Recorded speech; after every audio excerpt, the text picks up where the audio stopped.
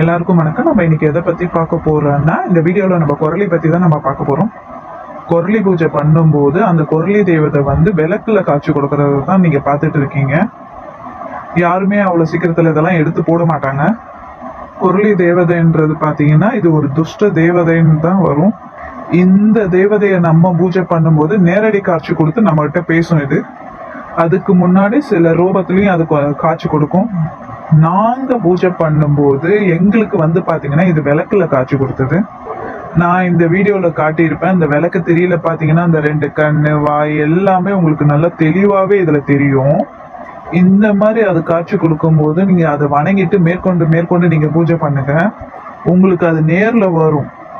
ஆரம்பத்துல பாத்தீங்கன்னா முதல்ல ஒரு சவுண்டு மாதிரி கேட்கும். அப்படியே போக போக பாத்தீங்கன்னா அது ஒரு உருவமா உங்க கண்ணு முன்னாடி நிற்கும். அப்படி உங்ககிட்ட வரும்போது நீங்க அதுகிட்ட ஒரு சத்திய வாக்கு மாதிரி வாங்கி வச்சுக்கலாம்.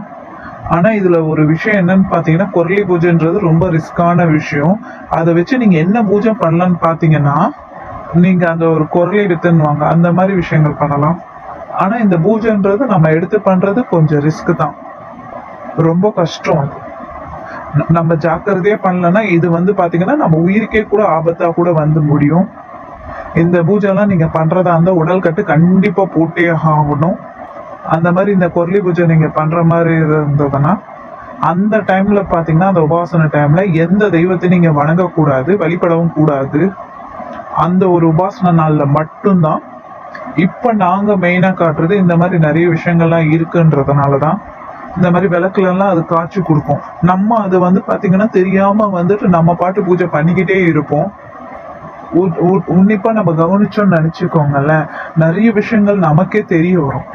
இந்த பூஜை பாத்தீங்கன்னா அந்த விளக்குல அந்த முகம் காட்சி கொடுக்கறத தான் நான் உங்களுக்கு காட்டிட்டு இருக்கேன். இந்த மாதிரி குட்டிச்சாத்தான், எச்சினி, மோகினி, இந்த மாதிரி நிறைய விஷயங்கள் நமக்கு காட்சி கொடுக்கும். நம்ம பண்ற பூஜையை பொறுத்து அது நமக்கு காட்சி கண்டிப்பா கொடுக்கும். கண்டிப்பா நீங்க நம்பிக்கையா பண்ணீங்கன்னா கண்டிப்பா வரும். அது உங்களுக்கு எந்த தேவதைகள் ஆகட்டும், உங்களுக்கு தெய்வங்கள் ஆகட்டும், தொடர்பு கொண்டு பேசுங்க என்கிட்ட. மாந்திரிக சம்பந்தப்பட்டது கத்துக்கணும்னாலும் கண்டிப்பா நாங்களே உங்களுக்கு கத்து தருவோம்.